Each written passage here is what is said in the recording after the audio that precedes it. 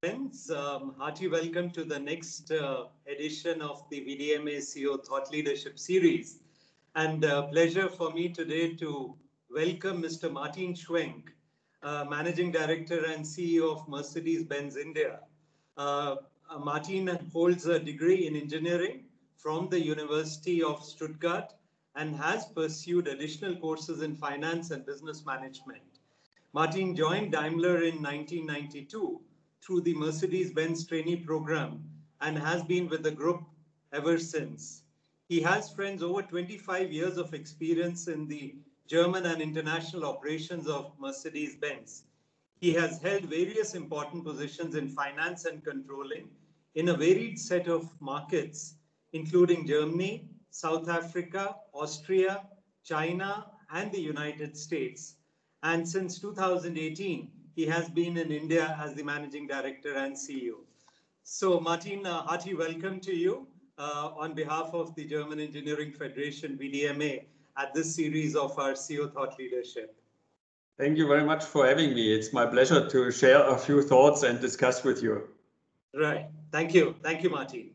Martin, let's start with the COVID. Now, India is in the midst of a very severe second wave of COVID. You have a large workforce in Pune, Martin. So yes. How are you coping with the second wave of COVID? And going ahead, how do you see the new normal setting in, Martin?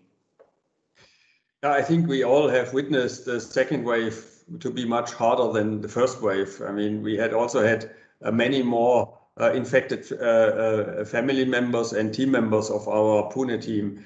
And that I think that's the trend across all over India. So, of course, the rapid speed and the rapid development has really urged us to also speed up our activities. We have, on the other hand, benefited to some extent from the experience of the first wave. Yeah? So, of course, for example, crisis management teams and anything around the Corona protocol itself was already there, did still function, and we just had to add on. And for example, instead of cloth masks, we issue N95 masks now, for example. Yeah, we still do every second week COVID tests with everyone on site. That was temporarily mandated by the government, but we continue doing that. So, but that is relatively easy to deploy, I should say, if you have a functioning crisis management, which we obviously had. On top of that, now the focus also went stronger into prevention. I mean, tie-ups on vaccination, for example. And I can say we were able of almost 90% plus of our eligible plus 45 population year we could get vaccinated before May, when it was open, then at least with one shot, I should say, before it was open then to everyone. And now the dry out of the vaccines has a little bit hampered that effort, but it remains one of our core efforts to work on prevention as well. But now coming to the actual cases, and we had really also severely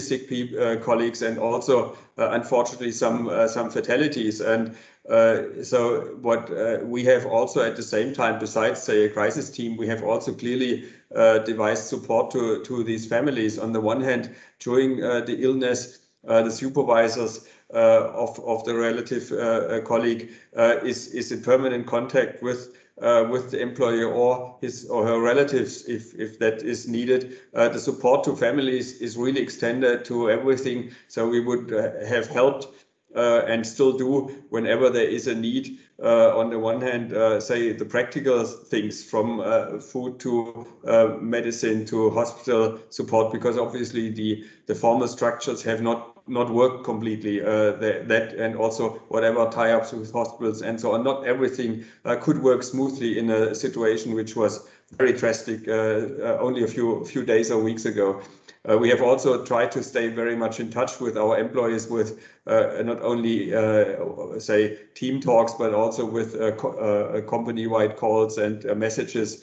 And we have worked also on financial support. Just recently, we also decided to cover all COVID-related medical bills And we're still working in what, I mean, I can be frank, that is something which is ongoing, yeah, to look into what more can we do to help our direct employees and our colleagues in the different departments. At the same time, it's necessary to look into what do we and can we do for the community. We have also purchased oxygen concentrators, for example, which we are actually today handing over to PCMC and to Pune municipalities then subsequently. So this is really what we have been doing, and I think it's important to stay connected to the people there and try to do what is possible. On the positive side, I can also say we have now seen improvement. I mean, we have, at least in our company, seen that we have, I hope that we have seen the worst and it's behind us, because the number of active COVID cases is not even half what it was 4 weeks ago. If that is a trend, then it gives me some confidence that we are really, you know, it's always something you see in the press, what is happening in Pune, Mumbai, all India, all the world. But I see it in my own COVID dashboard, which I get weekly with who, where, what from our crisis management team. And I feel confidence out of that the situation has turned. And I wish and I hope for all of us it is like this. Right. But that's quite a lot of commendable work you're doing, Martin, also taking care of the employees as well as we know Germany, many of the German companies have been quite proactive and trying to support the government. Maybe going ahead, Martin, how do you foresee the new normal? Do you feel that work from home to certain part would be possible at Mercedes-Benz India? Yes, I'm very confident that the entire crisis has accelerated a lot of processes. I mean, we all know it has accelerated, say, digitization. The application, I mean, I see that in our sales environment where we have now 15 to 20% of online sales. I mean, something I would have maybe 1.5 years ago when we introduced it, I would have prognosed for this year maybe 5% if I'm good. Now we have 15, 20. Yeah, and I think work from home, I'm at present doing it 5 days under lockdown conditions, but I'm also confident that we will find, and we're working on company policies, which we actually had already wanted to roll out, but that makes only sense post-COVID, which would then also see some sharing of time between office and work from home. It would obviously also require that a framework is for that created and formalized and also put in some sort of company policy. And also it should then consider a couple of things, because I mean, we all know the digital world makes us lose a little bit. It's practically two-dimensional. You definitely miss the third dimension and you miss the fourth dimension, which I might call the emotion dimension. Yeah, so to connect to people is just a little bit more difficult. So we will certainly look for some hybrid model in areas where it is possible, and we will have a lot of areas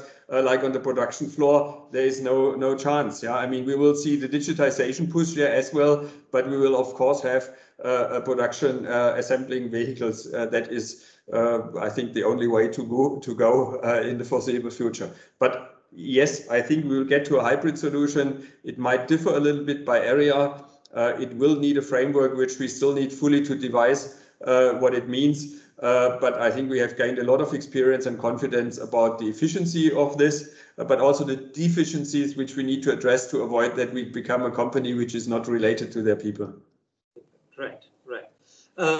Martin, if we look at the automobile industry, in fact, the last 1.5 to 2 years has been quite a roller coaster ride. We had the transition from BS4 to BS6, then the COVID hit us last year. There was a very strong rebound also for the automobile industry. And then we have now been again impacted with the second wave of COVID.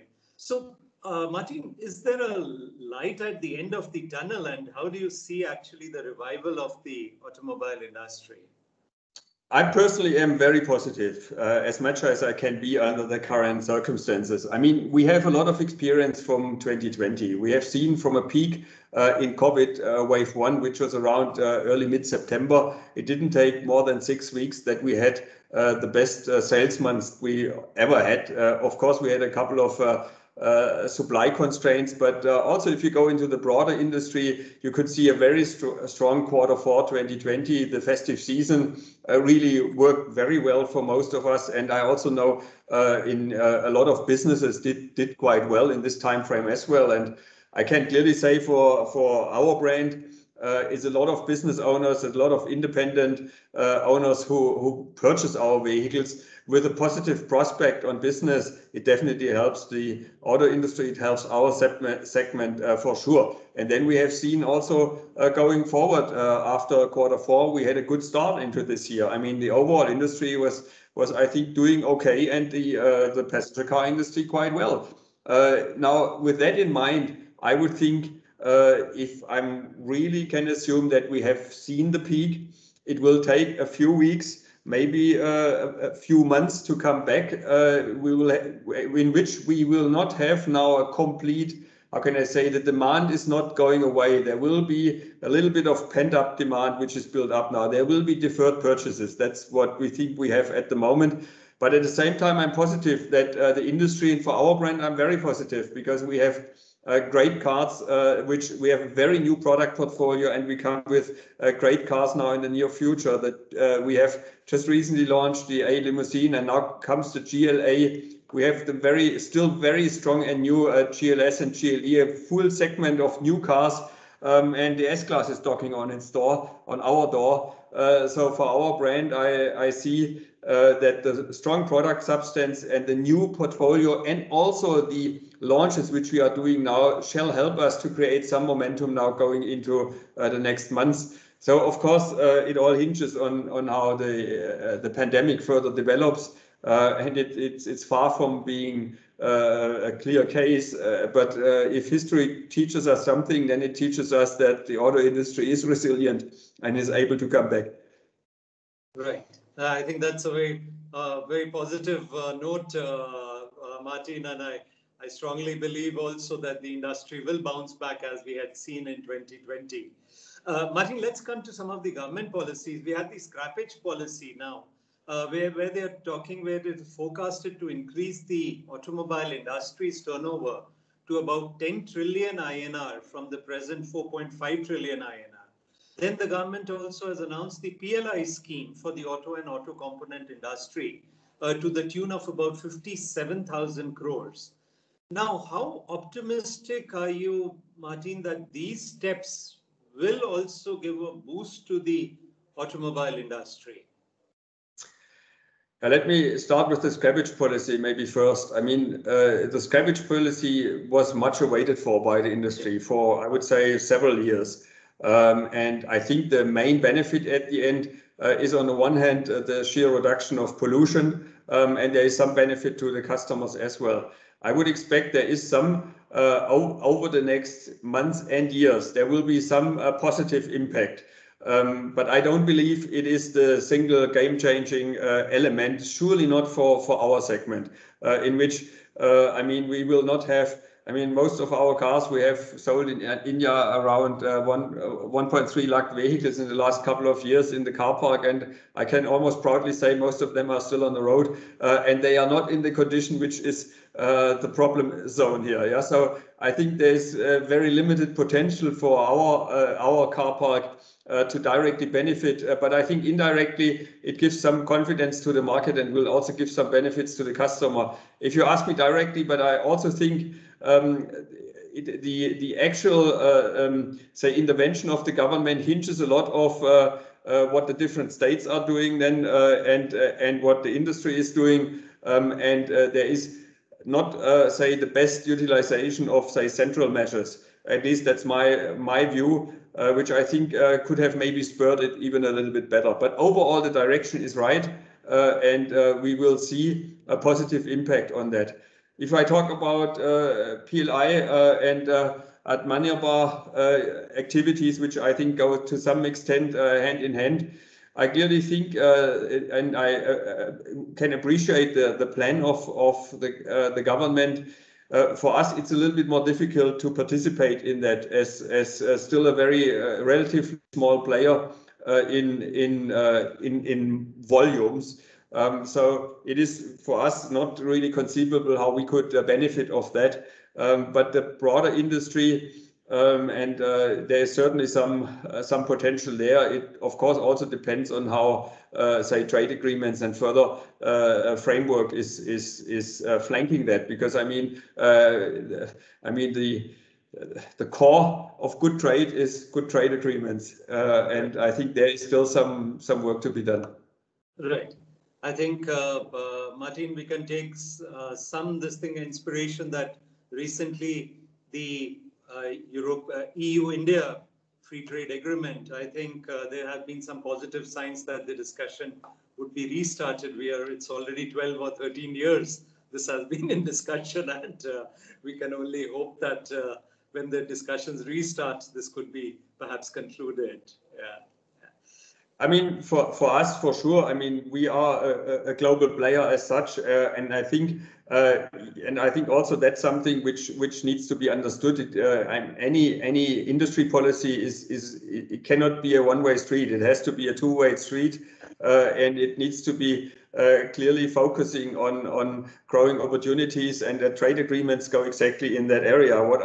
What are the chances, opportunities, and of course the risks which the different markets will gain? For us, of course, as an industry, and specifically for us as a brand, we would see great opportunities of a better product exchange possibilities between a major market like EU and us. It would create opportunities for us also for exporting vehicles and importing. And at the end, what lacks India still from a luxury car segment, it's sheer volumes. Our volumes are not high enough, and then we don't have scale, and limiting in scale creates obviously, and all your members will know that, it limits your possibilities of deeper localization. I mean, every second tool we build to a tool which is anywhere in the world needs to be depreciated over the volume we produce, and that is with low volumes only so much possible. So with trade agreements in place, you can obviously also focus and get different mixes. Yeah, for example, you can focus on 1-2 models you produce instead of 12 we do at the moment. We do 12 models in local production with a localization which is limited, of course, on assembly and also body assembly, obviously, and paint shops and so forth. But the deeper localization is hindered by that. You could certainly look into different ways of setting up production portfolios and create great growth out of that. So I would wish that there is a movement in that direction over time, and that would increase, in my view, the sheer volume possibilities for us domestically, for domestic sales, but also for say a different strategy on a global scale. Right. Coming to localization, Martin, now the government scheme, what was announced of Atmanirbhar Bharat, is to make India self-reliant. So the idea is to build up competence, local competence. How do you foresee, like COVID has clearly shown us, Martin, the supply chain disruptions. Is it possible to avoid these supply chain disruptions, or how can you, as you go ahead, because since you mentioned because of the volumes, the level of localization you could do is limited. So going forward, how can the supply chain risks be mitigated, Martin? I mean, if we look into this question, this is a question which in every, how can I say, in every economy is asked at the moment. Yeah, I mean, take the chip shortage, yes. Take the vaccine supply, and it goes obviously through the entire supply chain in different elements, from raw materials to finished products. So every country or every economy, and there I would say the major ones for sure, but also India, US, Europe, and of course China is doing that as well. Everyone is looking into how to be reliant and stable as much as possible. And I think from an economical point of view, that's absolutely makes sense to create stability and supply. How can I say, security? On the other hand, when it comes then to the individual players, you have to have a certain scale to actually play in that game. And that is for us, for sure. In India, we don't have that scale. We have it in other markets to do that and to see what to do when you sell a couple of hundred of thousand cars, yeah, 500,000 or plus in a market. Then you have a completely different way to look at, say, whether you call it against, say, currency fluctuations, which is also an issue, obviously. So sort of natural hedging type of strategies to supply chain stabilities. They're obviously in our, say, North American region, Chinese, European regions, we have far more possibilities because of volumes being sourced there and being sold there. And here we have the limitations. So I would think in the overall industry, it certainly makes sense. But again, it should not, in my view, focus then, it should not become a strategy which closes the doors. It should be one which opens and invites. If it goes that direction, then it will benefit also. I mean, just to focus on India alone, then I think there will be a gap in also in terms of having actually the means to do that. Yeah, I mean, there is also there is not only capability but also financial footprint necessary to really expand that. And the domestic market is one thing, but the global market is still a scale bigger. So in my view, it's a right thing to look into the how can I say, the bottlenecks, but at the same time, it needs to come with some level playing field and openness. Right. Martin, coming to the electric vehicle industry now, electric vehicles are getting a fair bit of attention in India, thanks to the efforts of the government as well as all these industry stakeholders. How do you foresee the development of the electric vehicle industry in India, Martin? And how can Mercedes-Benz also contribute to this development? While you have a good bit of offerings also in the electric vehicle industry, Martin, and you're quite upbeat about this segment. Yeah, I think I would really want to applaud the government in really pushing into that segment. We all believe that electric vehicles are the future. I mean, the society also on a global scale is moving into a more sustainable, more carbon conscious environment or framework, and we can see that all over. And what I can say, the government of India has done what I would call pull and push. A lot of push has happened with the accelerated BS6 implementation, no BS5 stage in between, phase 2 coming in the next few years. So there is a lot of push, and at the same time, there is now pull, which is being created with incentives which go around GST and cess reductions, which are significant advantages in road tax. So there is framework being created, but it needs to be consistently like this, because the outlook for India is it will take, specifically in the passenger car segment, maybe two-wheelers, three-wheelers will be faster, maybe public transport will be faster. I mean, all prognosis show that by 2030 you might look at 60, 70 or whatever percent in three-wheelers based on earlier achieved cost parity, based on also policies around that. At the same time, you would expect that public transport and there will be a major refresh also on buses and in the commercial vehicle sector. On the passenger car segment, the prognosis for 2030 is a little bit more softer. Yeah, so there is for 2025 maybe 2% of the market, 2030 maybe 10% of the market, which is still a suitable number. Then you talk anywhere between 80 and 100,000 compared to maybe 3,000-4,000 we had last year of electric passenger cars. We're going then from say 100,000 to maybe in 10 years to 1 million cars. So it's still something which is to be looked at. And I would think a lot of that will happen in the premium segment, also because of price parity. And so still, if we get to say 8, 10, 12% in the next 10 years, that's doable in India. That's at least what we see on some studies. What will really come, we don't know. Yeah, but I would expect that a lot of it will also happen in the premium and luxury space, and we are really gearing up for that. And we want to take a benefit to that. You know, when I came to India 2.5 years ago, and I asked, I was coming from China, and I was asking dealers, customers, and also auto journalists, I was asking, what's your view on electric? I would say almost all would say to me, don't bother. That's 2.5 years ago. Yeah, I mean, that was basically the statement. I mean, you can, maybe it was phrased in different words, but for me, the message was don't bother. Since then, things have drastically changed. I have customers asking, what do you offer? When do you offer? What's coming? Yeah, and in cleaner engines, in electrification. We have had the customer policies coming. And what obviously helps us a lot, we have globally a massive product lineup now being built. There is huge progress in the last 2 or 3 years.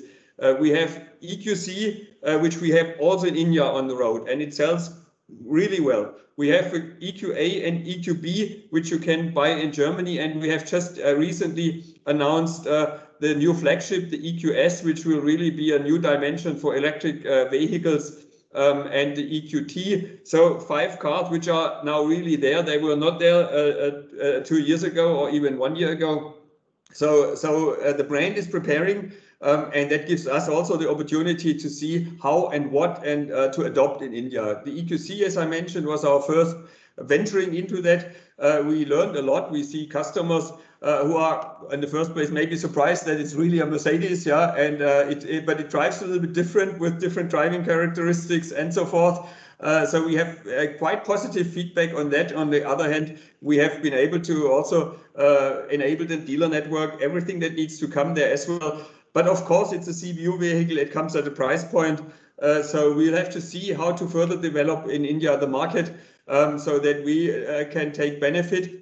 The biggest request I would have from a government perspective is keep the policies at least. Yeah, don't take them out, because the development and the adoption in the market will take time. It's nothing that can happen overnight. We will need time. And if I had a second wish, I would truly hope that we would get a little bit more leeway on the import duties as well. There is no difference on electric vehicles, for example, be it for components or be it for CBUs. It could help our growth in the market if there was some, and the growth will happen. You know, a growth in local market helps me to localize. Localization brings me then a cheaper product again. But if I don't have market, if I don't have sales, then it's much more difficult. So anything that would happen there would really help us. But principally, I think a positive experience, and we will continue our path and based on the current experience and based on the product portfolio that's coming around us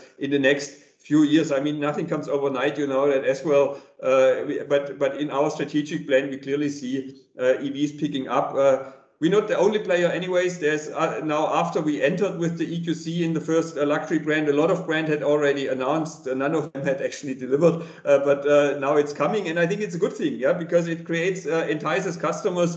And since we are confident of our products, we're not shying away. If there's competition, it creates a lot of noise.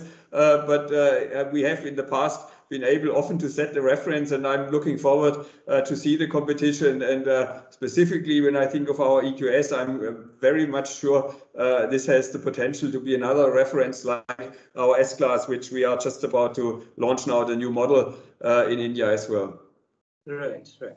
So it's you're quite upbeat. It's nice to see that you're quite upbeat about the e-vehicle industry. And I think a very valid point also you mentioned, Martin, was the government policies should be sustainable and uniform. I think that's very important and planned for a longer duration rather than short term, because I think it'll help the manufacturers also to plan. We all know, we all know it needs time to localize, even to make business plans, to decide on say local production, to gear up. I mean, what I would not want is that we decide something to happen in, say, 2, 3, whatever years, because you know the cycles in the auto industry. Yeah, I mean, it's not coming next year. Even if we decide it now, it's not there next year.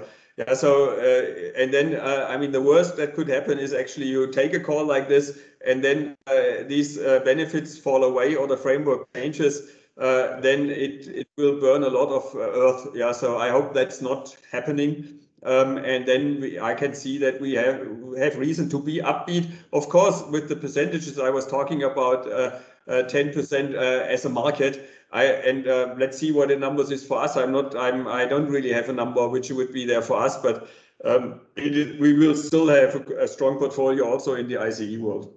That's great. Martin, coming to the last question for today is, as CEOs actually are facing a very difficult path and unpredictable, uncertain path what we are treading on. What we would like to hear from you, Martin, is 3 tips, what you would like to share as CEO. How can one guide the boat in the stormy water of COVID and the uncertainty that is prevailing? I'm sure this would be of interest to our German companies as well as all our viewers, Martin. Well, I mean, you would appreciate there is no recipe as such. Yeah, I can just think what I believe that works when, to some extent, I think I have been able to implement as well. I think the first thing probably is really stay connected to your people. And that is really, it starts with help and support. It has compassion elements in which you have to have. And at the same time, I think you need really to be honest and transparent of what's happening, which are not qualities which I think are solely limited to a pandemic. But obviously, we need to remind ourselves that these qualities are specifically needed in these times. And I can also say not always we do our best job. I would also not say that I do always the advice I'm giving here, but you have to, and I think that's something which I really believe is probably the first one. Second one, I think, is we have to address the immediate crisis. Yeah, and that means to set up the right structures and teams to be effective, and then also to support the teams to master the challenges. Yeah, and the challenges, they are manifold. Yeah, so it's about having the right structures when it comes to crisis teams, but it also comes to the right structures in doing operations and business. So it's a moment also to look into how do you function, and then how do you manage. And I would really want to push here clearly the team to the forefront, because my belief is not that you have to have the single leader who guides now through the storm and knows exactly what to do. No, I don't know what to do, but I know some of us will find the right answers. And we have seen a lot of these say ambivalent and ambiguous situations which require then the team to pull together and then to decide what to do and then to give each other support on the next way forward. So I think address the immediate crisis, but don't do that alone. Do that with your team is my proposal, at least. At least my view is hopefully you have developed a team that can do that. Yeah, if that's not the case, then it's more difficult. But for me, clearly, that's another one. But I don't want to forget the third topic, which I think is also very important. At the same time, focus on the future.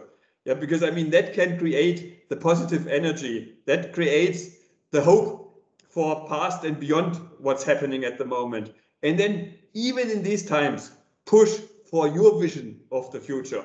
Again, not alone. Hopefully you have a team which wants with you that future. Because, you know, the actual hurt can also be overcome by looking into something of the future. And then, of course, we have seen last year, for example, digitization, but also work modes. And we have other things which I don't want to mention because not everything is to the market yet. But, you know, instead of slowing down, we actually accelerated and focused more. And it creates a lot of positive energy. Again, you cannot do that without staying connected and staying, say, with your people, because then if you would feel you're completely disconnected to what's happening on the ground. And of course, if people are ailing and they're in hospital, that's your first priority, to look into that. But at the same time, or just after that, you also have to pull up together and focus on the future and drive